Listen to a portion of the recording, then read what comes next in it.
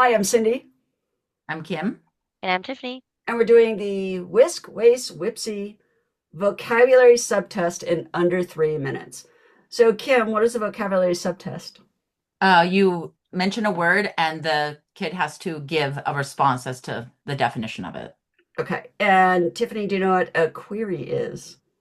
Yes, a query, well, and the definition is giving them hints or something to Not a help hint. hint, implicitly elicit the Well, you definition of the ask word. them to tell you, to give you more information about their explanation. Mm-hmm. Okay, you had Gotcha. a question that followed on with that.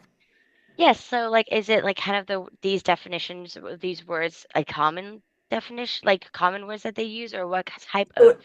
always starts off relatively easy. Okay. Like you might say the word cat, tell me what a cat is.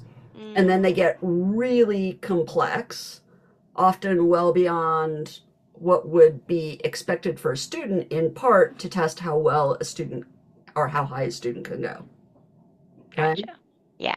Um, Individuals who have strengths in this area tend to read a lot or tend to be in conversations where advanced vocabulary is used and they can inference meanings.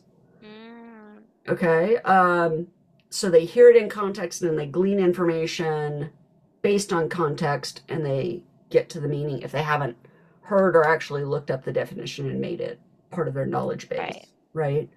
Mm, And those that do poorly on it often don't read a lot because that's typically where we begin to really grow our vocabulary, but also yeah. aren't necessarily exposed to it. And when they hear a word, they may not have ways to get to meaning. So, Kim, what are Mm. some techniques that we use to help kids get to meaning when they don't know meaning? Well, I just want to say one thing. When it comes to the word reading, I have kids who have incredible vocabularies who listen to books. Yeah, So I just want to make sure parents realize that's not the only way to get vocabulary. yeah. How do we help them get to meaning? Um, by providing real life examples.